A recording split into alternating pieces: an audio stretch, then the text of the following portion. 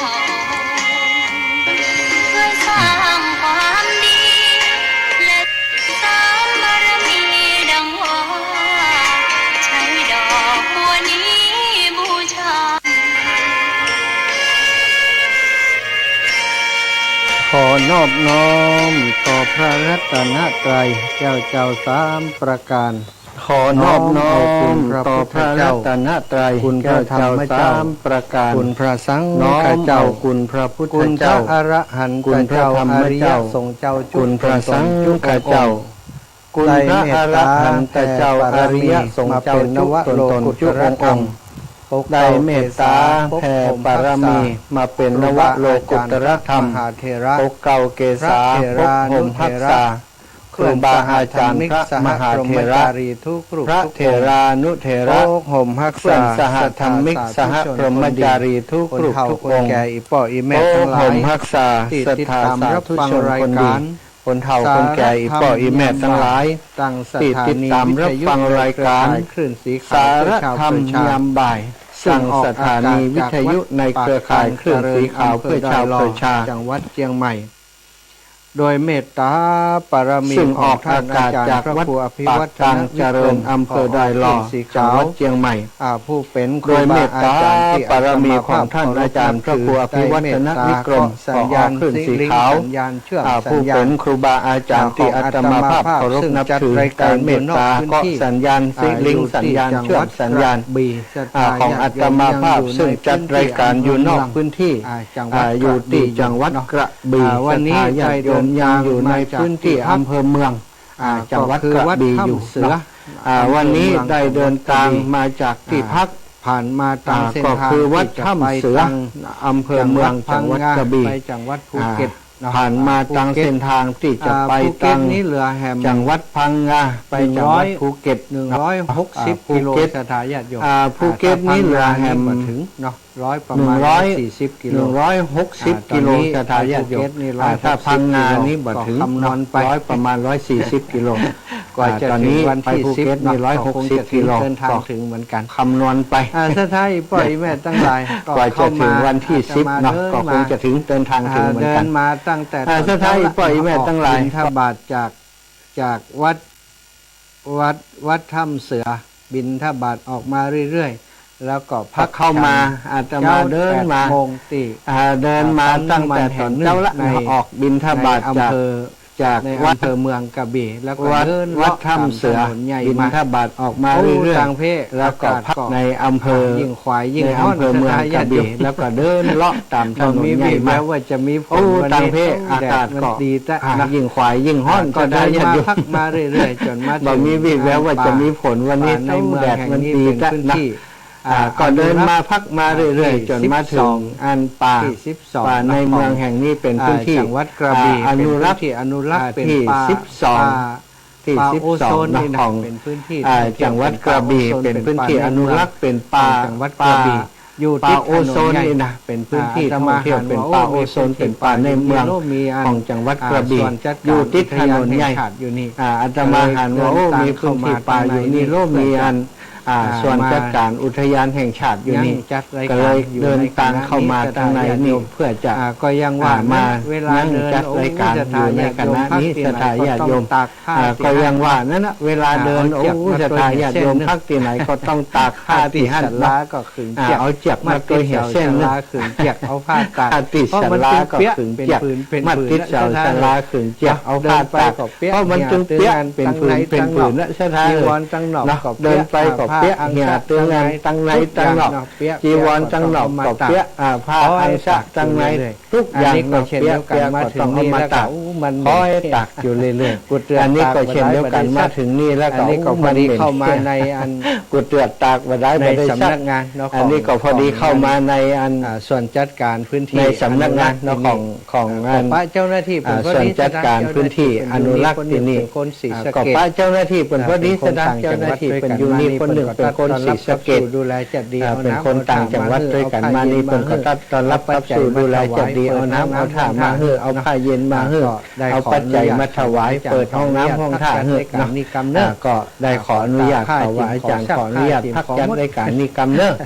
ซักผ้าตากผ้าเรียบร้อยซักผ้าเวลาประมาณ10 นาทีซักผ้าตากผ้าเรียบร้อยนะใช้เวลาประมาณ10 นาทีก็หีบมาจัดรายการแม่ตั้งหลายตันพอดีสถาญาติโยมที่รับผิดชอบอยู่สถาปล่อยแม่ตั้งหลายเนาะหน้าที่ที่รับผิดชอบอยู่ก็คือในเรื่องของการเอาสิ่งละจัดรายการเอาสารธรรมมาอุมาจาเอาสิ่งละอันพันละหน่อยที่พ่อจะมีความรู้ก้อนไก่มาแบ่งปันกับสถาปล่อยแม่คือการแม้ว่าจะอยู่ในช่วงที่ทำหน้าที่อีกอย่างหนึ่งก็คือการช่วยเหลือการศึกษาโรงเรียนขนาดเดินธรรมยาตาแต่ก็ไม่ได้ละทิ้งหน้าที่ที่ได้ทำอยู่ขนาดเล็กแต่ก็ไม่ได้ละทิ้งหน้าที่ที่ได้ทำอยู่ทุกครั้งทุกคราก็คือทุกวันพฤหัสบดีจะนำเรื่องราวดีๆนำสารธรรมมาแบ่งปันกับสถาปล่อยแม่มาอุจจาเท่าที่อาตมาภาพจะมีความรู้พอจบคนคว้าศึกษามาได้มาแบ่งปันกันเนาะก่อนจะเล่าเรื่องราวต่างๆที่ได้เผชิญพบปะในระหว่างทางวันนี้ก็ขอนำสารธรรมกำกรดีๆของครูบาอาจารย์ท่านอาจารย์พุทธทาสอินทปัญโยท่านอาจารย์ได้ประพันธ์มาแบ่งปันกับศรัทธาญาติโยมท่านอาจารย์ได้ประพันธ์ว่ายามจะมีอะไรมีเป็นมีอย่างใดศรัทธามีอะไรมีไม่เป็นก็เป็นทุกข์นั่นถึงมีสุขก็ยิ่งทุกข์เพราะสุขนั่นจะพาดูให้ดีอย่าเสียทีให้กับมันจะพากันมาเพิ่มทุกข์ยามจะใช้ให้เป็นไม่เป็นทุกข์ยามจะใช้ใช้ให้เป็นตามไม่เป็นทุกข์ยามจะกินให้ถูกตามวิถีเป็นสุดดียามจะทายอย่างนี้ไม่เป็นให้เป็นทุกเป็นสุดดีถ้าอย่างนี้ไม่เป็นทุกไม่เป็นทุกวันยามจะได้เป็นให้เป็นตามวิถีไม่เป็นทุกยามจะเป็นตายเป็นให้ถูกตามวิถีสุดดียามจะตายตายให้เป็นเห็นสุดดีถ้าอย่างนี้ไม่มีทุกวันไว้ว่าหมายเหตุท่านอาจารย์ได้คำอธิบายไว้ว่าคืออย่าได้ให้เป็นคือจะได้ศรัทธาคืออย่าได้เพื่อเอามาเป็นตัวกูหรือของกูเหมือนที่เขาได้กันอันนี้ของสูอันนั่นของอันนี้ของกูอันนั่นของกูอันนี้ของสูอันนั่นของสูอันนี้คนทั่วไปถ้าเขาได้มาแล้วก็มักจะเป็นทุกข์ในทุกสิ่งถ้าเขาได้มาโดยความยึดมั่นถือมั่นในทุกสิ่งทุกอย่างศรัทธาบอกว่าจะได้ยังได้ทรัพย์สมบัติได้ลูกได้เมียได้ไอ้ยังทุกสิ่งทุกอย่างได้ไอ้ยังมาก็ขอฮือนั้นมาสิ่งนี้มาแต่ถ้าได้ว่าได้สิ่งนั้นมาสิ่งนี้มาแต่ถ้าได้เมื่อใดแล้วก็ยึดมั่นถือมาอย่างอันนี้ของกูอันนั้นของกูอย่างอีเป็นต้นนี้ก็จะเป็นทุกข์อย่างใดเป็นย้ำจะเป็นให้ถูกเป็นอย่างใดเป็นนั่นเป็นอย่างใดยึดมั่นคืออย่าเป็นโดยความรู้สึกยึดมั่นถือมั่นนั่นโดยอุปทานว่ากูใดเป็นนั่นกูใดเป็นนี้ตามนั้นจริงๆแม้ที่สุดถึงกับว่าการเป็นบิดามารดาการเป็นพ่อเป็นแม่สังฆเจ้าเป็นครูบาอาจารย์เป็นพระสงฆ์องค์สังฆเจ้านี้ก็เหมือนกัน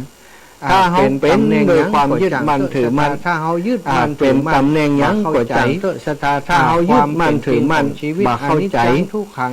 ความเป็นจริงของชีวิตอนิจจังทุกขังอนัตตาหน้าที่ก็ดีตำแหน่งก็ดีหัวโขนต่างๆยืนบัจจัยของถาวรบัจจัยของที่ยั่งยืนเป็นเพียงที่คณะหนึ่งเป็นสิ่งที่เกิดขึ้นกับเขาชั่วคณะหนึ่งต่ออันเท่าตายบางพ่องเป็นผู้ใหญ่บ้านก็จะเป็นเท่าตายว่าอดีตผู้ใหญ่บ้านออกจากผู้ใหญ่บ้านเป็นว่าอดีตผู้ใหญ่บ้านอีกกเกียรติศรัทธาญาติโยมแต่ว่าจะมาเกิดเป็นโฆษกพิธีกรนะแต่ว่าวันนั้นไม่ได้ทำหน้าที่คนอื่นทำหน้าที่พอดีได้ไปนั่งไก่กับผอคนนึงไปนั่งไก่กับอดีตแล้วก่อนทีนี้ไปนั่งใกล้กับคนหนึ่งแล้วก่อนทีนี้เปิดก่อห้องคนที่เป็นโฆษกเปิดก่อห้อง ผอนั้น ขอเรียนเชิญ ผอนี้จื่อเรียบร้อย ท่าน แล้วก็อดีต ผอ ผู้ นั้น อำนวยการ ผอ โรงเรี นี้ ยน จื่อเรียบร้อยแล้วก็ บ้าน อ นั้น ดีต บ้าน ผู้ นี้ อำนวยการโรงเรียน มาวางผ้าฝังสุขุนเอง บ้านนั้นบ้านนี้ แกก็ลุกไป มาวางผ้า เดียว ฝังสุกุล ปิก นี่นะ กลับมา แกก็ลุกไป ส กับ าย เดียว ใจ ปิกกลับมา อยาก เอาขอหน้าฉีบสบายใจ เขาฟังมันหรอ อยากหยอบนั่งปุ๊บ อย่าได้ครับ ยิกขาเขา มั ฟั น ง จะ มัน ว่าอย่างอดีตผอ อย่าได้ครับผอเนี่ยมันจะว่าอย่างอดีตผอ ผอกับป๊อกอดีตอเดิดนี่อย่างอีกว่า ผอกับป๊อกอดีตอเดิดนี่อย่างอีกว่า เป็นว่า แสดงว่า เป็นว่าอดีต มีความรู้สึก จะทาย สบายใจมี แสดงว่า มีความรู้สึก มีความรู้สึกแบบสบายใจมีความรู้สึก เหมือนกับว่าเปิดดูหมิ่น ถูก ตัว การ เอง ด้อยค่า ความจริงเปิดประ เหมื วั อน ติ กับว่า ตามนั้น เปิดดูหมิ่นตัวเก่าเอง ว่าถูกต้อง ความจริงเปิดก็ว่าตามนั้น เพราะ ตาม เป็นอดีตผอ ถ้าอู้ถึงว่าถูกต้องก็ถูกนะ ผอได้เหมือนกัน ก็เพราะเป็นอดีตผอ ถ้า ไป เปิด แล้ว ห้องเลย ปิด ห้อง ห้อง จืด อดีตผอได้เหมือนกัน บ่ได้อีกกว่า ถ้าเปิดบ่ห้องเลย อันนี้ ห้อง เป็น จืด มั มัน น เกียรติอยู่ว่าเป็นผอแต่ว่าเป็นอดีตนะก็มันมีสองคนผอโรงเรียนบ้านทุ่งโป่งสมมุตินะสอโรง ตาย เรียน ห้อ บ้าง น ค ทุ่ รู งโป่ ก็ ง ได้อีกกว่าหน้าเกลียด แล้วก็แหมโคน อันนี้เป็น ผอโรงเรียน เกียร บ้าน ติ ทุ่งโป่ง เพราะว่าเป็นผอแต่ว่าเป็นอดีต นั่ นะ นก็เลยว่าอดีตผอ ก็มันมีสองคนผอโรงเรียนบ้าน แต่ ทุ่ง คนที่ถูกเรียนเชิญ โป่งสมมุตินะสอโรงเรียนบ้านทุ่งโป่ง อันนี้ก็ ก็เลยว่าอดีตผอโรงเรียนบ้านทุ่งโป่งก็เป็นที่เข้าใจ เป็นเนี่ย แต่ เป็น คน แล้ ที่ ว ถูกเรียนเชิญ หมดวันละแล้วก็คือจบจะ บ ไป อกพอใจอันนี้ก็ แม้ คื ก อ ระ ยึ ทั่ ด ง มั่น เป็นผู้ เนาะ เจ้านะ ยึดมั่นถือมั่น ถ้าวันหนึ่งเนี่ยเขามายึดถือว่าโอ้เขา เป็นคือเป็นเนี่ยเป็นแล้ว คน เอ ก็ อ เคารพนับถือ หมดวันละ เขา แล้ว ไปเจอคนต่าง ผู้เจ้านะ ศาส ชาติญาติโยมถ้าวันหนึ่งเนี่ย เดียวกั ถ้าคนต่าง อย่า ชาติ มา ต่าง เดิน ศา ใน ส ภาค นา ใต้ ไม่ เนี่ย ใช่ศาสนา มัน เดี จะ ยว เป็นชาวพุทธ แต่เขา ทั้งหมดหรอก อย่ามาเดินในภาคใต้เนี่ย เป็นมุส มัน ลิ จะ ม เป็นชาวพุทธทั้งหมดหรอก บางของเป็นมุสลิม เป็นอย่างต่างๆ เนี่ย มาไหว้ ก็ต้องดูเหมือนกันว่าบางแต่ว่าโอ้เปิดนั่น ก็เป็น บ่ไหว้บ่สาวจะไปโคดไปเกียดก็ได้เนาะเป็นผู้เจ้าก็เป็นหู้ว่าตัวเป็นผู้เจ้าเหี่ยกับเพราะ ต้องมาพี่นอกพี่ เป็ เท้าน ผู้เจ้าบ่ต้องเพื่อคนอื่นจำเป็นต้องมาพี่นอกพี่เท้าบ่ต้องนิมนต์กูคำบ่ต้องพระคุณเจ้าข้าพระคุณเจ้า สม ข้า มุติ กูค นี่ ำ เป็นฮือเป็นอย่า เป็น ไป เพียง ยึด แต่ มั่ ว่าน ถือมันว่า สมมุติ ต้องเป็นนั่น เป็น นี่ตล เป็ อน ดชีวิต อย่าไปยึดมั่นถือมันว่าพูดต้องเป็นนั่นเป็นนี่ตลอดชีวิต ทุกข้อตำแหน่ง สุดท้ายแม้กระทั่งการเป็นพ่อเป็นแม่บางคนทุกพ่อตำแหน่ง เป็น พ่อ แม่ แม่ พ่อลู นี่ ก นะ เต้า จะ มัน ตาย แบบอยู่ถ้อยพังกันก็เกลียดก็มืด เป็นพ่อเป็นแม่พ่อลูกเต้ามันแบบอยู่ถ้อยพังคำก็เกลียดก็มืดมันฟังคำครัวฟังคำบอกคำแม่คำแล้ว พยายามบัง ยั คั ง บ อีก ลู ก็ ก บ่ได้สถาญาติโยมพ่อแม่บางคนนี่พยายามบังคับ จะ ลู ต้อง ก ดีแบบลูกคนนั้น จะต้องเป็นอย่างนั้นจะต้องเป็นอย่างนี้จะต้องดีแบบลูกคนนั้นจะต้องดีแบบลูกคนนี้ เป็นเรื่อง ซึ่งมัน ของมันเนาะ ซึ่งมันเป็นเรื่องที่ ญาติโยมทั้งหลาย เป็นเรื่องของ แล้ว ข ก็ องมันเนาะ ตายให้เป็นก็คือ ญาติโยมทั้งหลาย ตายชนิดที่บ่ แล้วก็ ต่ ตายให้เป็นก็คือ และต้องเป็น ตายชนิดที่บ่ตายแต่กลับเป็นอยู่ตลอดกาลและต้องเป็นการกระทำชนิดที่เรียกว่าตายเสียก่อนตาย ตายเสร็จแล้ว คือตายเสร็จแล้วเรียบร้อยแต่ร่างกาย แตกรับทีหลัง แตกรับทีหลังอันนี้เป็นเรียกว่าตายให้เป็นเนาะ ศรัทธาญาติโยมทั้งหลาย เจริญญาติโยมทั้งหลายเจริญป้อนท่านหัวหน้าสัตว์เจริญป้อน สวัสดีจัดรายการไปที่ สวัสดี ลำปาง จัดรายการไปที่ลำปางหัวหน้า การวิทยุ จัด ไป เรื่อง ที่ การ ลำปาง วิทยุไปที่ลำปางค่ะ จ้า จ้าสาธุ มาจากลำปาง มาจาก แล้วลงเครื่อง ลำปางแล้วก็ลงเครื่องที่หาดใหญ่เดินจากหาดใหญ่มาจะไปภูเก็ต จ้า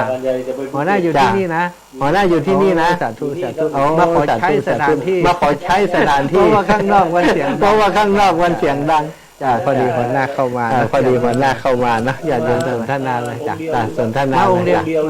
มาองค์เดียว มาองค์เดียวเดินองค์เดียวพอดีอาต มา มา เดินองค์เดียวพอดีอาตมาเดิน การศึกษา เดินช่วยเหลือการศึกษาโรงเรียนขนาด โรง เล็ก เรียนขนาดเล็กที่ โรงเรียนขนาดเล็กที่ไม่ถึง120เป็นโรงเรียนขนาดเล็กของในชุมชนของอาตมา มาจากลำปางครับ มาจากลำปางครับ จะเดินไปภูเก็ต จะเดินไปภูเก็ต ประมาณ ก็คงอีกหลายวันประมาณ วันที่ คือตอนนี้จองเครื่องวันที่11น่า เพ จะ ราะตอนนี้เหลือเท่าไหร่ร้อย ตอนนี้เหลือเท่าไหร่ร้อยประมาณ140 150กิโลแล้วเนาะหรือว่าใช่ใช่ใช่ ประมาณนั้น100 ประมาณนั้นเนาะ วันหนึ่งเดินได้ประมาณ วันหนึ่งเดินได้ประมาณ 20 20กิโล ใช่ร้อนๆก็พัก ใช่ร้อนๆก็พัก ที่นี่ได้ไหมพักที่นี่ได้ไหม ที่นี่ได้ไหมพักที่นี่ได้ไหม ถ้าพักที่นี่ได้ก็จะถือ ถ้าพักที่นี่ได้ก็จะถือโอกาส เพราะตอนเย็นจะจัดรายการ เพราะตอนเย็นจะจัดรายการอีกประมาณ19 นาฬิกา อ๋อได้ได้ อ๋อได้ได้ อาตมานอนง่ายๆพอดีมี อาตมานอนง่ายๆพอดีมีเต็นท์มีอะไรก็นอน ใช่มี ใช่มีกฎ หัวหน้า หัวหน้า ที่นี่เขาเรียกว่า ที่นี่เขาเรียกว่า ป่าไม้เนาะป่าไม้จังหวัด ป่าไม้เนาะป่าไม้จังหวัดกระบี่เนาะ พื้นที่อนุรักษ์ที่ พื้นที่อนุรักษ์ที่12เรื่องอะไร พื้นที่สำนัก12เนาะสำนักพื้นที่ 12เนาะสำนัก ลำปาง พื้นที่12ลำปางทางแพร่ อ๋อ นี่ หน่วยป้องกัน อ๋อหน่วยป้องกัน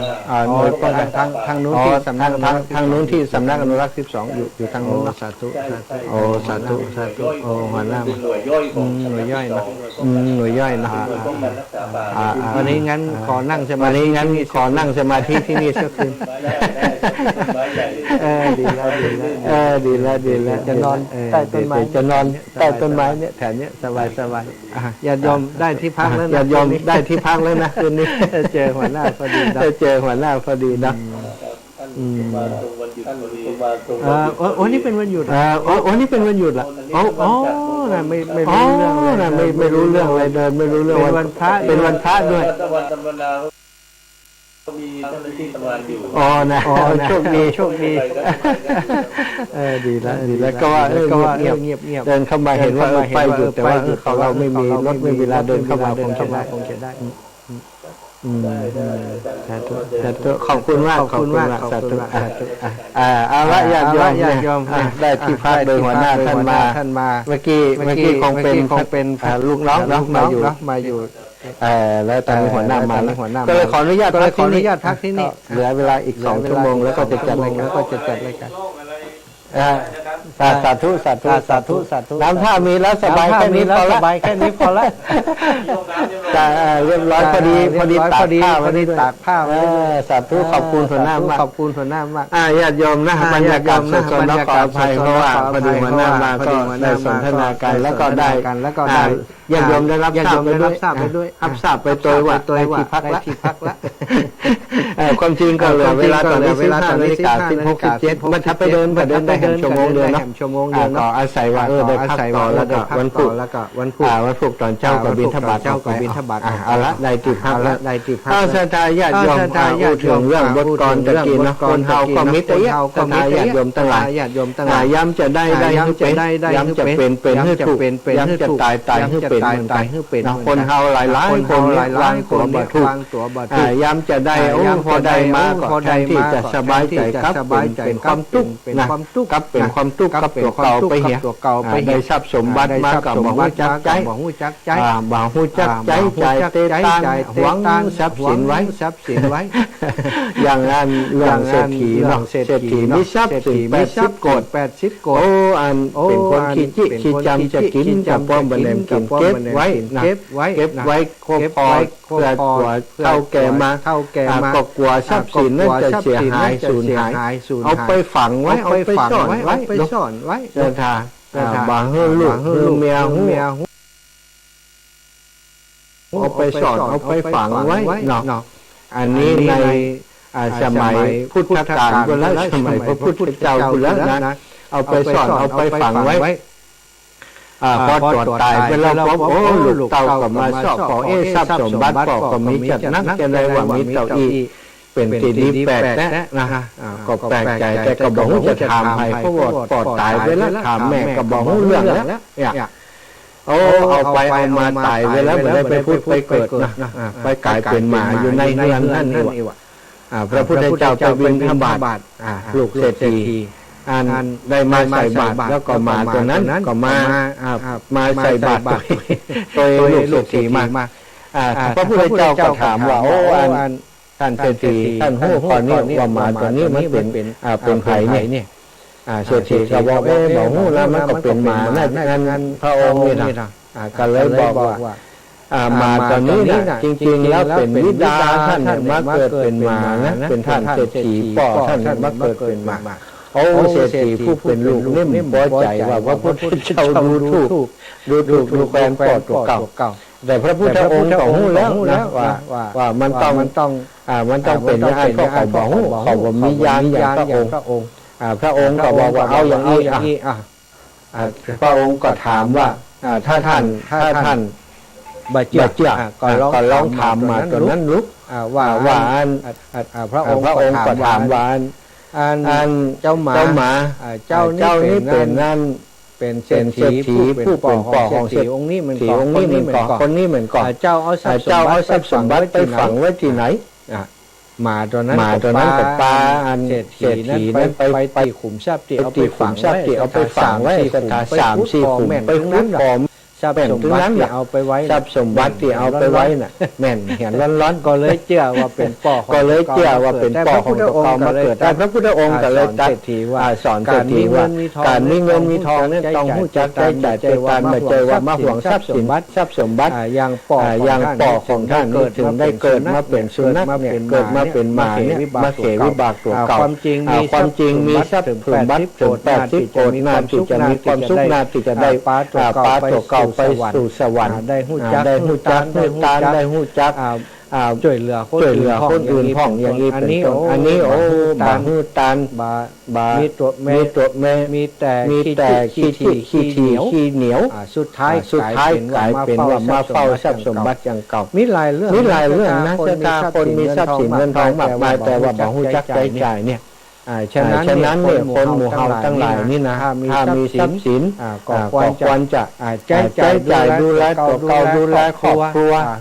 อยู่ดีมีสุขแล้วก็มีโอกาสต่อสร้างสมบุญญาบารมีเอาไว้ไปหน้าเหี่ยพ่องเพราะว่าทรัพย์สินที่มีนี่มันใจแต่อัตภาพนี้เท่านั้นศรัทธาญาติโยมเขาตายไปแล้วกี่โกฏกี่ล้านกี่แสนล้านกี่หมื่นล้านแสนล้านจังใดก็ตามเอาตัวไปบ่ได้สักอย่างทิ้งที่จะเตยเอาไปได้ก็คือบุญคือกุศลบุญกุศลจะเกิดขึ้นได้อย่างไรเกิดขึ้นได้จากการที่เฮาช่วยเหลือคนอื่นเกิดขึ้นได้จากการที่เฮาใช้จ่ายเตต่างถวายทานข้าวน้ำโภชนาอาหารแก่คนที่อดอยากคนที่บ่มีกินแก่พระสงฆ์องค์สังฆเจ้านักศีลนักบุญทั้งหลายช่วยเหลือสังคมเวลาเปิ่นประสบปัญหาอุทกภัยวาตภัยอย่างต่างๆนั้นนะไลฟ์สดมีเสียงแต่ทำไมวัดฝ่ายหินบ่มีเสียงอันนี้บ่ฮู้เนอะ อย่างใด เปิ่นก็เกาะสัญญาณจากต่างประเทศไปนะบ่ฮู้นะเนาะมีคนแจ้งว่าที่วัดฝ่ายหินบ่มีเสียงนี่นะอาจจะมาไลฟ์ถ้าเปิ่นก็จากไลฟ์สดก็น่าจะมีเสียงจากไลฟ์สดเนาะฉะนั้นหมู่เฮาเจ้าข้าทั้งหลายก็ต้องสร้างโอกาสนะในการทำบุญของตัวเก่าในการทำบุญในการทำทานในการช่วยเหลือผู้อื่นในการทำคุณงามความดีต้องสร้างโอกาสให้ตัวเก่าได้ทำซะถ้าเขาบ่สร้างโอกาสบางทีมีโอกาสจะทำบุญบ่ทำซะกรรมพลัดวันประกันพรุ่งวันนี้วันพระว่าจะไปทำบุญคนนั้นคนนี้มาเหี่ยบ่ว่างบ่ไปละท่าบางครั้งบางทีหันเปิ่นหอมนั้นหอมนี้คือจะหอมอันนั้นก็ดีใจอันนี้ก็ดีใจเดี๋ยวก่อนวันหน้าก่อยหอมบัดได้หอมเนี่ยละการทำบุญนี้จะต้องสร้างโอกาสเหมือนกันนะสร้างโอกาสรอโอกาสถ้ามีโอกาสต้องทำทันทีทำทันทีก็ได้ทันทีการสร้างโอกาสคือตัวเก่าในศรัทธาอย่างเช่นมคมานพหรือว่าพระอินทร์เนี่ยพระอินทร์ตัวเขียวๆนี่นะพระอินทร์ที่อยู่บนสวรรค์เนี่ยพระอินทร์เนี่ยตอนที่เป็นมคมานพเนี่ยเปิ่นมีโอกาสเปิ่นพยายามสร้างโอกาสในการทำบุญเปิ่นตลอดได้ข่าวว่าเปิ่นเป็นคนที่ไปทำงานนอกบ้านเป็นคนที่ไปทำงานนอกบ้านไปค้าขายต่างบ้านต่างจองอยู่ตลอดเวลาเปิ่นเดินทางไปที่ไหนไปหันต้นไม้ลมใบคนชอบไปพักอยู่คนชอบไปพักอยู่ปื้นต้นไม้นั่นมคมานพนี่ก็หันว่าคนมาพักนี่มันอุกก็เลยเอามีดเอาอย่างไปเที่ยวไปเอามีดเอาอย่างไปเที่ยวไปทางไปทำการทำงานแวะมาอยู่ตรงนั้นก็พัดกวาดเที่ยวพัดปัดกวาดไปพอเที่ยวพัดกวาดไปปากคนว่าคนก็มาพักเพิ่มขึ้นในคนนี้คนมาพักเพิ่มขึ้นในคนนี้ก็แปลงเป็นศาลาน้อยๆคนก็มาพักมาชุมนุมกันอยู่ที่นั่นเอาไปเอามาก็ป้ากันเอาไปเอามาก็ป้ากันแปลงถนนหนทางนี่ศรัทธาญาติโยมคนทั้งหลายหันมาขมานพ อันทำแบบนั้นทำแบบเฮียนแบบช่วยเอาแบบเฮียนแบบช่วยไปช่วยเพี้ยวช่วยกันหันห่มไปช่วยเพี้ยวพัดหันห่มหันเงาไหนก็ไปเพี้ยวไปพัดหันคนมาอยู่นักเข้าหันคนมาอยู่นักเข้าลำบากเวลาฝนตกฝนหึมลงมามีความลำบากเวลาฝนตกฝนหึมลงมานี่ก็เปียกปอนก็ช่วยกันแปลงศาลามีติมุงติบังแปลงศาลาก็ช่วยกันแปลงศาลาท่านแปลงศาลาตั้งงานฝนตกอย่างก็ลมแหงครับเลยปิดเครื่องส่งก่อนมีคนโอ้มีคนนั้นวัดสายหินดักแซบนี่นะท่านอาจารย์บอกว่าตอนนี้เนื้อจะทายญาติโยมฝนตกลมแหงที่วัดสายหินท่านอาจารย์เลยปิดเครื่องบัจจัยว่ามีปัญหาเรื่องอันสัญญาณเสียงที่อาตมาบดีสัญญาณไร้สดดีแต่ว่าที่วัดสายหินต้องปิดเครื่องก่อนเพื่อความปลอดภัยเนื้อจะทายทั้งหลายเข้าใจตามนี้เข้าใจตามนี้วัดสายหินจำเป็นต้องปิดเครื่องส่งก่อนเพราะฝนตกลมแหงถ้าเปิดไปนี่โอ้ฟ้าผ้าเปียกเครื่องเสียงนี่มันเครื่องส่งเสียนั่นหลายตั้งนะจ๊ะอดเอาบ่ได้ฟังก็ฟังทางไลฟ์สดไปกันฟังทางวิทยุบ่ได้ฟังทางไลฟ์สดเอาเนาะก็เป็นอย่างนั้นท่านอาจารย์ขอบคุณมากๆที่แจ้งข่าวมานะจะทาทั้งหลายก็ต้องสร้างโอกาสให้ตัวเก่าแล้วก็พยายามหาโอกาสทำไปติ๊กอย่างที่มะขามนุษย์เกียรติมาว่าโอ้ปอนเที่ยวปัดกอดคนมานักก็ดีใจที่ตัวทำและเกิดประโยชน์กับคนอื่นเลยหันเพราะหันเป็นเปี้ยผลก็เลยมาสร้างศาลามีติมุงติบังสร้างศาลาก็มีคนจ่วยมีคนจ่วยมีเพื่อนฟูงมาจ่วยคนนั้นคนนี้มาจ่วยแบ่งศาลาติพักแบ่งเป็นส่วนคนเจ็บใครก็อยู่ตรงนี้คนที่ปกติอยู่ตรงนี้ไม่ยิงอยู่ตรงนี้เนี่ยคือได้รับความปลอดภัยจะทาอันนี้นะบักเก็ตกาเจ้าพร้อมนะเนี่ยเป็นคนที่มีจิตอาสาคนเป็นมาอยู่นักอยู่หลายตั้งน้ำเอาน้ำใส่หม้อใส่ไหมาตั้งไว้ให้เปิดได้กินได้นี่คนที่มาก็ชื่นชมยกย่องเป็นว่าคนนี้เป็นคนดีแต่ถนนหนตั้งเป็นหลุมเป็นบ่อก็ปากันไปกากันไปขุดไปถมแปลงหนตั้งให้ดีทำให้คนที่สัญจรไปมาเตียวตามอย่างสะดวกสบายปลายบ่เป็นคนที่มีความอ่อนน้อมถ่อมตัวต่อผู้รักผู้ใหญ่ในครอบครัวนะมาฆ่ามนุษย์นี่ดูแลพ่อแม่ดูแลครอบครัวอย่างดีบ่ฮือได้เดือดร้อนฮ้อนใจไอ้ยังมีเมียแหมเมียดูแลเมียอย่างดีบ่ฮือเมียได้ลำบากอย่างว่าข้ามนุษย์พอตายไปแล้วเป็นไปที่ไหนใช่ไหมคนที่สร้างสมคุณงามความดีอย่างก็ไปเกิดในภพภูมิที่ดีไปเป็นเท้ามัคควานไปเป็นหัวหน้าเทวดาอยู่สวรรค์ชั้นดาวดึงส์เป็นลูกศิษย์ของพระพุทธเจ้าเฮานะพระพุทธเจ้าเอามาเล่าให้ฟังมีคนถามเป็นว่าหุ่นจักพระอินทร์ก็เป็นบอกว่าเฮาเป็นแค่หุ่นจักพระอินทร์นะพระอินทร์เนี่ยลูกศิษย์เฮานะลงมาหาเฮาตลอดแล้วก็เฮาฮู้ว่าคุณธรรมอย่างใดที่ทำให้เขาเป็นพระอินทร์ก็ได้มาเล่าแต่การทำคุณงามความดีนั้นมันจะเรื่องง่ายๆเหมือนกันนะอย่างพระอินทร์เนี่ยเขามัคควานเท้าสกาเทวราชนั้นตอนที่เป็นมัคคมานพนั้นก็มีนายบ้านนะก็หลวงบ้านเนี่ยผู้ใหญ่บ้านเนี่ยคอมเมนต์เปิ้นเหมือนกันเนอะเปิ้นหันเปิ้นไปหันปลาคนทั้งหลายไป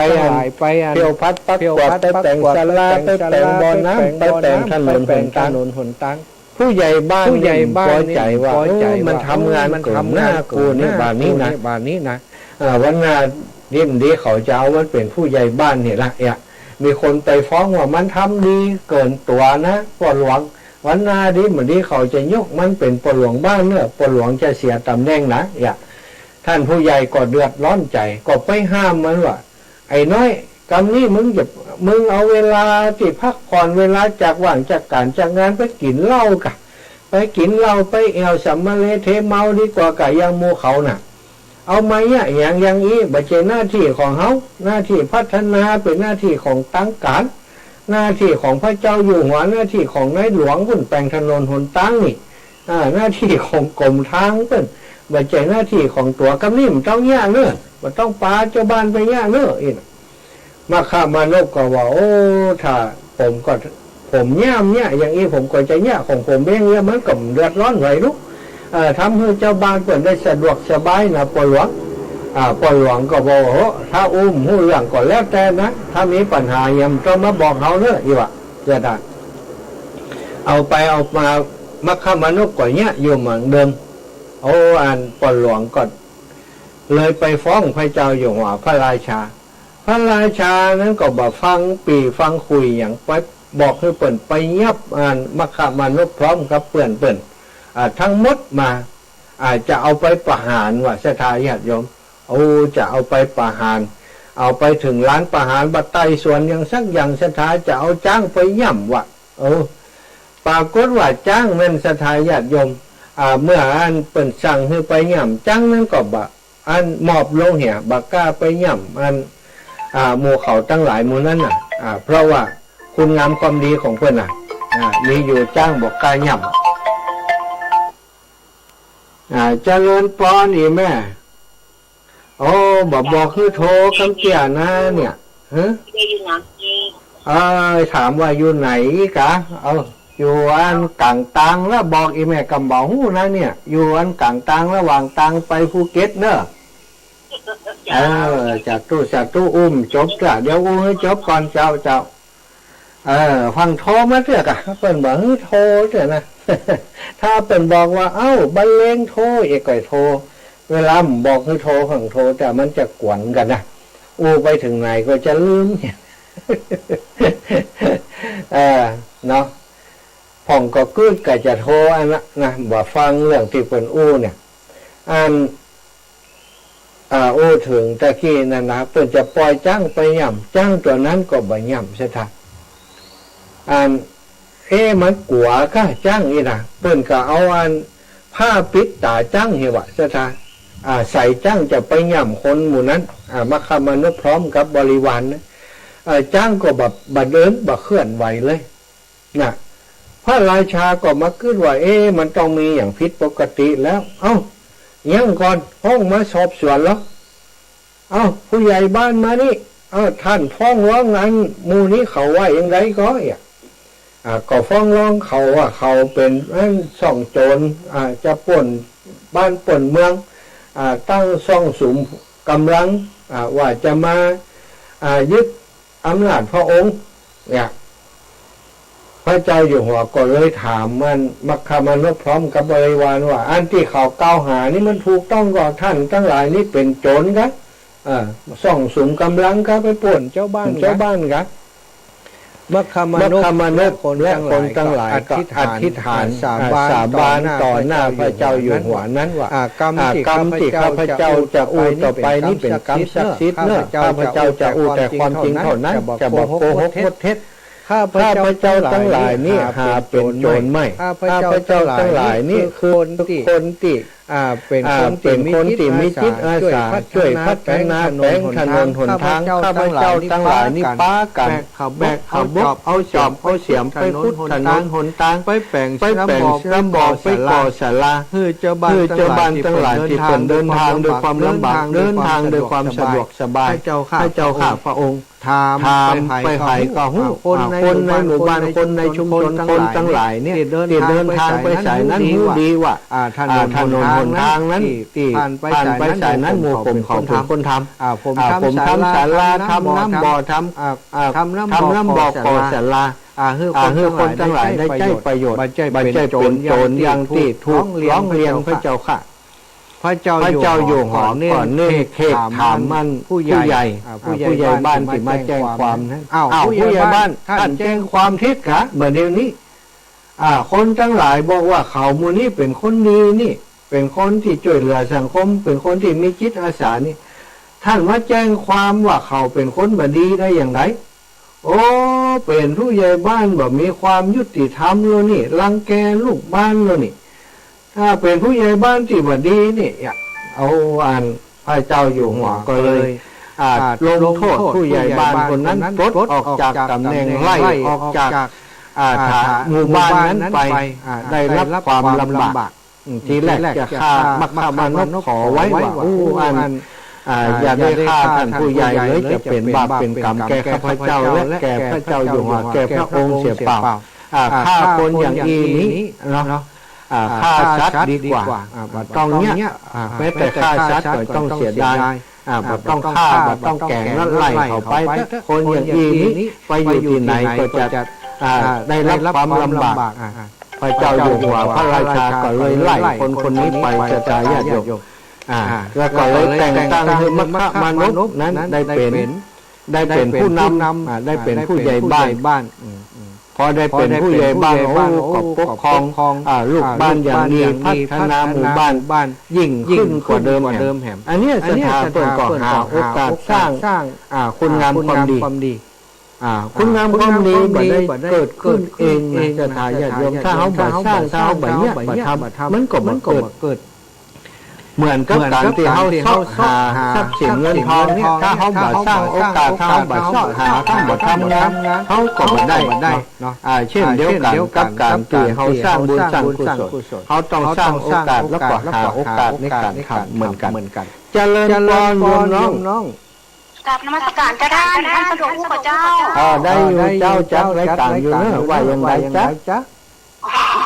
พอดีโยมน้องเห็นท่านเดินทุดงในรูปน้องมาใส่รองเท้าเลยโยมน้องเห็นท่านตั้งขายังใส่รองเท้าโยมก็ดีใจนะใส่รองเท้าเนี่ยเจ้าว่าการทุดงใส่รองเท้ามาได้เด้อท่านได้กะห้องก็ใส่แต่ช่วงที่ถ่ายรูปนั้นเจ้าพอเห็นลูกพี่ไอ้นั่นท่านก็ปีเจ็บปวดเท้าหน่อยยกหันใส่ยกใจแน่เจ้าใส่ดูแลตัวเองอยู่ต้องห่วงน้องดูแลตัวเองต้องนักสัตว์นะเจ้าแล้วยกไปจะมานาได้จะไปทุกปีจะไปลำปางวันที่11มาแรงนั่นไปลงเครื่องที่เชียงใหม่วันที่4 โมง11จะถึงนี่แหละมันก็เจ้า11ที่จะถึงเนี้ยก็ยังไม่ได้ติดต่อไผ่ก็แต่ว่าเรื่องประจานแจ้งเขาไปเขาก็คงจัดเตรียมเนี่ยจะเข้ากรุงเทพพอดีเจ้าจะฟังเจ้าหน่อยเพื่อจะดูเจ้าหน่อยเพื่อจะได้ไปรวมจะได้มีโอกาสดูไม่สุดยอดก็เ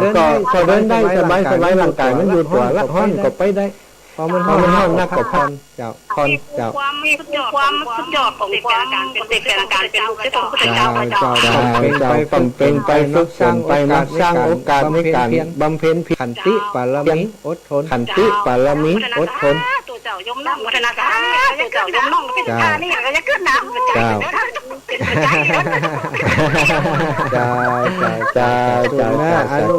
อนุโมทนาบุญด้วยกันเนาะสาธุละแว่นตาเรื่องเข้าท่าดีนะแว่นตาเรื่องเบาดีใจเข้าท่าดีใจว่าเป็นบุญของยมน้องมาเจ้าสาธุละสาธุจ้าญาติโยมทั้งหลายตอนนี้15:42 ถ้าจะโทรมาก็โทรได้ห้องละนะแต่ถ้าโทรมาเติบพอดีจะได้อุปแห่งสักน้อยเราต้องสร้างโอกาสอย่างอาตมาภาพมาทำโครงการครั้งนี้ธรรมยาตราเพื่อการศึกษาก็สร้างโอกาสเพื่อจะให้ตัวเก่าได้มีโอกาสทำคุณงามความดีเหมือนกันศรัทธาญาติโยมการเดินธรรมยาตราในช่วงนี้ถือว่าถ้าตามความเหมาะสมเนี่ยเหมาะสมเท่าใดอากาศมันร้อนสถานการณ์บ่ดีแต่เวลาอื่นมันแบบมีนะอาตมาก็เลยเป็นอย่างสร้างโอกาสให้ตัวเก่าอย่างน้อยก็จะได้พิสูจน์ตัวเก่าพิสูจน์ความอดทนพิสูจน์ความเข้มแข็งมันร้อนเขาจะสู้ได้ก็บ่ได้นะที่แรกก็เป็นกังวลเนอะอีปล่อยแม่ทั้งหลายกังวลเหมือนกันนะเหมือนกับนักมวยจะขึ้นชกบนเวทีแล้วเขาบอกว่าคู่ต่อสู้จะมาแบบใดจะมาท่าใดเขาจะมาเดินเขาบอกว่าอากาศทางภาคใต้ตรงนี้จะเป็นอย่างไรการเดินไปจะได้รับการต้อนรับรับสู้ดูแลเป็นอย่างไรพ้องอีกก็พูดไปสปันถามว่ากังวลก็กังวลแต่พอเดินแล้วเดินไปเดินมาทุกอย่างมันก็เข้าติเข้าทางไปกำหน่อย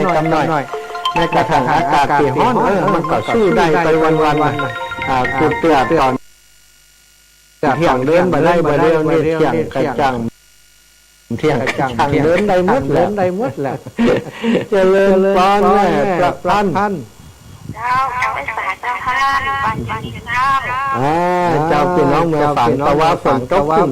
กชุ่มช่ำดีเนาะเจ้าตกแปลว่าเจ้าตก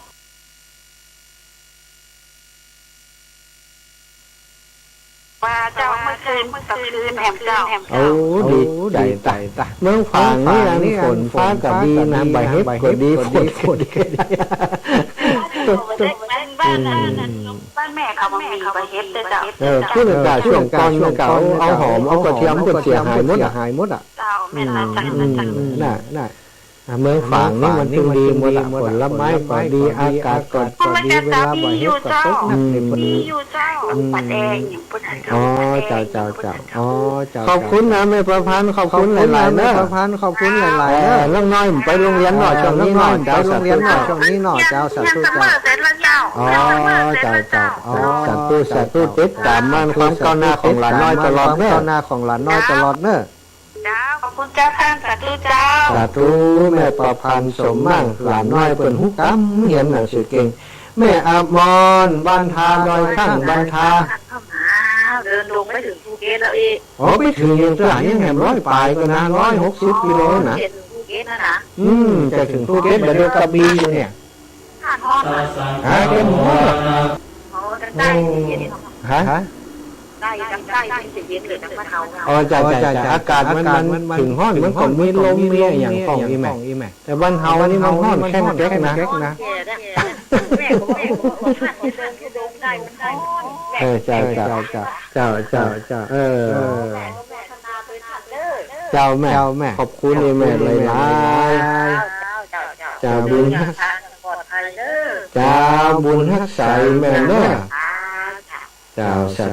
ธุแม่อมรบ้านทาดอยข้างอีเนาะบันทาละปูนบันทานี่อันบันทาละปูนบันทานี่อันเฮ็ดถอบนักนะเฮ็ดถอบบันทาลำนะเฮ็ดถอบบันทาลำนะเพิ่นบอกว่าถ้าไฟไหม้นักก็เฮ็ดบอกว่าถ้าไฟไหม้นักก็เฮ็ดถอบออกดีอีนะแต่ก็อย่าคือเผาเพื่อจะเอาเฮ็ดถอบนะก็ดีถ้าได้กินเฮ็ดถอบก็ดีปีที่แล้วนี่บ่ได้กินสักเม็ดปีที่แล้วนี่บ่ได้กินสักเม็ดนะจะทายญาติโยมอันมันเป็นเฮ็ดถอบปีแล้วบ่ฮู้ว่ามันเป็นเฮ็ดถอบปีแล้วก็นับได้กินเฮ็ดถอบมันที่วัดเพิ่นไปแกงนั้นที่วัดนั้นเรามณฑาทิพย์เพิ่นก็จะเฮ็ดถอบกระป๋องเจริญปอนไม่ยายพรร้องว่าดังดีแล้วกะแต่นี้บ่มีเพราะว่าฝนตกฟ้าห้องน่ะที่วัดฝ่ายหินเป็นฝนเป็นลมไหมยาย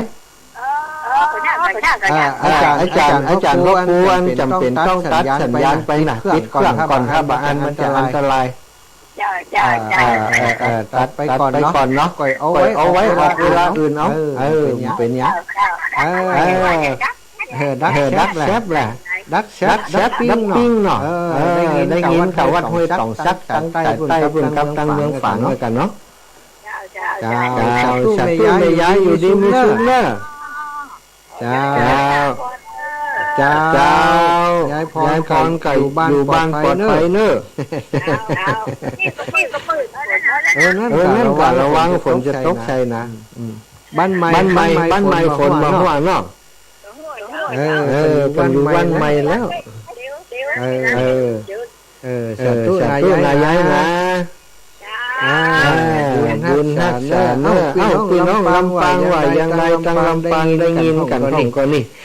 ตอนบ่าย3 โมงนี่ลำปางได้ฟังกันห้องก็จ้าฟังเสียงจากลำปางของลุกเนาะตั้งลำปางก็106.50 เมกะเฮิรตซ์นะสถายปล่อยแม่ตั้งหลายตะคืนกันได้อู้เรื่องของการน้ำกับไฟไปเนาะวันก่อนสถายตั้งหลายตื่นเต้นกันโทรหากันชลนว่าท่านนั้นพ่อครูว่าสถานีลำปางจะปิดเห็นแล้วเพราะบ่มีน้ำกับไฟเลยช่วยกันไม่ย้ายพรอย่างไรขึ้นมาแหมนี่บอกได้วางสายนะครับไม่ยายพรเขาวางแล้วนะมันจะได้ปิกมาแหม ยายพร ยายพรร้องวัวแดงฉันกำแพงแม่ยาย แม่ พ ยาย ร พรนี่ก็เป็นดาราประจำเนอะเวลาเปิ่นฟังรายการเปิ่นโทรมาให้กำลังใจครูบาอาจารย์เนาะจังลำปางตะกี้บัตต้าให้โทรจากโทรมาเนาะตอนนี้ต้าแล้วโทรมาได้เลยเวลาเข้ารายการนี่ช่วงที่เปิ่นบอกให้โทรมาแต่นี่มันจะเรื่องของเรื่องคือครูบาอาจารย์เปิ่นตั้งใจจะอู้ไปจนเกิดมันจะหล่ำเนี่ยจะตายแบบเดิมมันจะเวลาเขาอู้กันเหี่ยมันจะตะกี้อู้ถึงไหนก็มันยังลืมไปเนาะความจริงก็ไม่ได้รังเกียจรังงออย่างเปิ่นโทรมานี่ก็ม่วนใจดีเปิ่นได้ฮู้ว่าเปิ่นฟังอยู่ที่ไหนเพิ่มกำลังใจกันชั่วโมงต่อไปนี้ก็เป็นออกไปทางครึ่งสีขาวเหมือนกันนะ2 ชั่วโมงนอนในวันพฤหัสท่านพระครูเปิ่นก็ไป2 ชั่วโมงซึ่งอาจจะเป็นท่านพระครูสิริธรรมบัณฑิตผออดีตผู้อำนวยการวิทยาลัยสงฆ์นครลำปางเจริญพรแม่บัวพัดเจ้าขอบคุณเนอะแม่เนอะ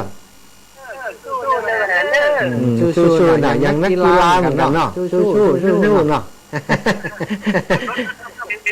ฮะโอ้นักรถไปกิโล2 กิโลนี่เนี่ยมันรถแต่จ้ะเพิ่นน่ะสักเดือน2 เดือนว่าแม่นรถนะเจ้าป้ากันวัดตรงๆเนาะแม่เนาะเอาเจ้าคุณจ้าแต่ปีนี้ได้ป้ากันมันห้องแล้วถึงตรงๆแล้วจะไปเมืองฝางเห็นอยู่หัวเฮาเขานี่นะจะไปฮะชุ่มฉ่ำวันนี้เย็นเลยจ้านี่เย็นชื่อเลยจ้าเย็นตัวต่อห้อนตัวอยู่จ้าโอ้เจ้าแม่ฝนนักเนาะ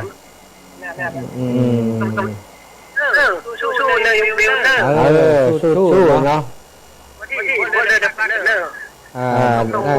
รอฟังงานท่านอาจารย์เป็นว่าไว้ได้เนาะแม่เนาะเจ้าสาธุบุญรักษาแม่พี่น้องเมืองฝางทุกคนด้วยพี่น้องเมืองฝางนี่ทุกมานานละกันไม่ได้ช่วยกันไม่ได้อาตมานี่ไปบ่อยแล้วก็ฮู้จักมักคุ้นเหมือนกับเป็นปีเป็นน้องเป็นพ่อเป็นแม่กันไปเสร็จแล้วนะกับพี่น้องเมืองฝางตั้งแต่แรกคุณตั้งแต่แรกที่ได้พบไปป้าเป็นครั้งแรกเป็นมาหาอาตมาที่โรงเรียนบ้านทุ่งโป่งเนาะชะทาตั้งใจว่าจะเดินไปขอกำลังเมืองฝางไก่ก็บอกไก่จะได้หู้ข่าวกลางประตูธรรมโมสังโฆชะทาเดินไปเป็น10 กว่าวันกว่าจะได้ถึงเมืองฝางนู่นน่ะได้หันน้ำใจคนเมืองฝางที่เป็นอุตส่าห์มาหาตั้งแต่หันมาก็พูดไว้ตลอดว่ามีการงานแต่เมืองฝางจะได้กันจึงจะไปหาเพิ่นจึงจะไปช่วยเพิ่นเนาะเจริญพรโยมแม่จันเรือนใสอะไรหาเฮ็ดหอบเด้อโอ้ยว่าได้นักจะบอกให้แม่นำตู้เย็นไว้ให้ตู้กัน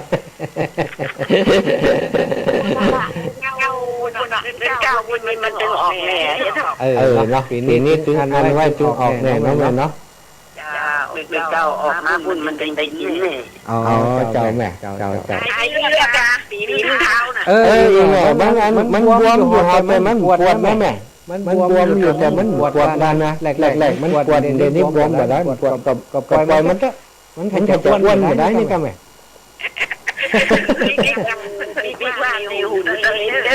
เซเลนเดอร์จังมันเซเลนเดอร์เหมือนเนี่ยไปต้องคุมอาหารละโอ้โหไปเข้าห้องกันเลยให้ฮะเขาเรื่องเลยเดี๋ยวอะไรเดินไปช่วยลงโดยลำวงโดยไหลมีมาแต่ว่านี่มีอย่างก็แบบน้อยเนี่ย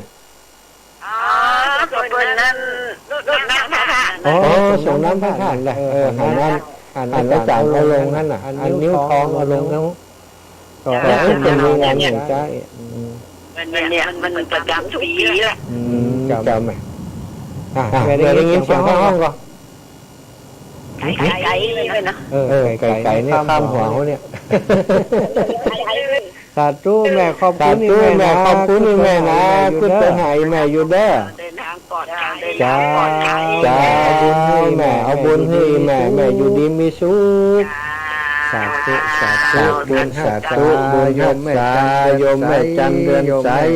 โยมแม่อีกคนหนึ่งที่ให้กำลังใจครูบา ตลอดศรัทธาญาติโยม อาจารย์มาโดยตลอด กำลังใจเนาะพระสงฆ์ครูบา ก็ อา เป็น จารย์ กำลังใจเนาะพระสงฆ์ครูบาอาจารย์พระนักเผยแผ่ก็อาศัยศรัทธาญาติโยม เวลา เป็นกำลังรัก ขึ้นงานโอ้ท่านอาจารย์ เวลาขึ้นการขึ้นงานโอ้ท่านอาจารย์แจ้งมาแล้วท่านพระครูสมุวิสุวัตรวรกิจโจท่านอาจารย์มหาเปิดเครื่องทรงแล้วเนอะเอา พี่น้ององค์ แล้ว ขลงในเมืองตะกี้แจ้งให้ทราบนะ พี่น้ององค์ขลงในเมืองตะกี้แจ้งให้ทราบนะ ฝนตก วัดไผ่หินนั่น กลัวว่า ฝนตกฟ้าห้อง ฟ้าจะห้อง กลัวว่า พาจะมีฝน อันฟ้าจะห้องฟ้าจะพาจะมีฝนตกเครื่อง ก็เลย เครื่องทรงของเพื่อนท่านอาจารย์ก็เลยขอ สกรรมนี่นะ ขอปิดเครื่องสกรรมนี่นะปิดเครื่องแล้วก็ศรัทธาบอกว่ายังได้ไลฟ์สดนี่เสียงดีอยู่ แต่ว่าฟังบ่ได้ยิน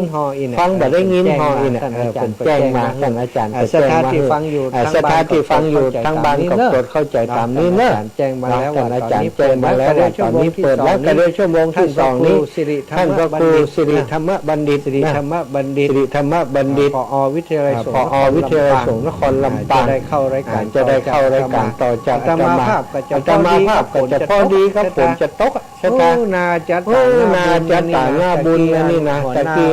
หัวหน้าป่าไม้เป็นมหานี่ ท่า ว่าน อาจารย์พักนี้ ท่านอาจารย์พักนี้ก็ได้เนื้ออีกว่ะดู ถ้าเปิดไหวอย่างนั้น ถ้าเปิดไหวอย่างนั้นเขาลุ่งเขาลุ่งอยู่ก็ต้องเดินอยู่ เดี๋ นะ ยวนี้บัดได้เดิน เดี๋ยวนี้บัดได้เดินแล้วนะ จัดรายการแล้ว จัดรายการแล้วจะพักผ่อนละ พักผ่อนที่นี่ พักผ่อนที่นี่ 19 นาฬิกา ก็จะออกอากาศไปที่ลำปาง ไปที่ลำ ไป ปาง ที่ลำปาง 19 ถึง20นาฬิกาเนาะเจ้าลำปางก็ฟังที่19ถึง20นาฬิกาเนาะ ลำปาง ลำปางนี่รับปิ้งเฮ้ยลำปางนี่รับปิ้งนะแม่สมบูรณ์บ้านไร่ศิลาทองแจ้งมาพอ ฟังรายการ อยู่พอที่ลำปางนะ ก็ว่าจะได้ ลำปางก็ปิดไปเชียงใหม่กัน ลำปาง ก็ฝนตกก็ว่าใดนะสถานีลำปาง ได้ยินก่อนนะ สถานีลำปางออกอากาศอยู่ก่อนนะถ้าไปฟังอยู่ทางลำปางแจ้งมากำเนอะแจ้งมากำหรือว่าลำปางบ่ได้ออกอากาศในช่วงเวลานี้ก็เดียวนี้ท่านผอสิริธรรมบัณฑิตด้วยนะเจริญพรโยมแม่เรนู ไม่สาเจ้าท่านมหาเจ้า อนุโมทนาบุญนี่แม่หอมลงเรียนเนอะ เจ้ากับไม่สาเจ้า บุญรักษาอีแม่บุญรักษาอยู่เจ้าอีแม่สาธุบุญตัวเจ้าสาธุเจ้าอ้าวศรัทธาญาติโยมเลิกเขาลุ่งตุ้งตั้งแล้วนะนี่ไก่งอนมาติ๊กๆเอาละเวลาตอนนี้นะก็เวลา15 นาฬิกา 57 นาทีนะก็ต้องขอบคุณศรัทธาญาติโยมเนอะที่โทรมาเป็นกำลังใจตั้งแต่ต้นชั่วโมงมาทุกท่านทุกคนนะโทรมาเป็นกำลังใจก็ขออวยพรให้ท่านเจ้าทั้งหลายอยู่ดีมีสุขอายุมันขวัญยืนหวังเต้าเนอะเอาละตั้งเฮขอขันตั้งแล้วอาตมาก็จะได้เก็บผ้าเก็บผ่อนก่อนนะก็ขอลารายการไปโดยเพียงต่ออีกจัตตาโรธรรมา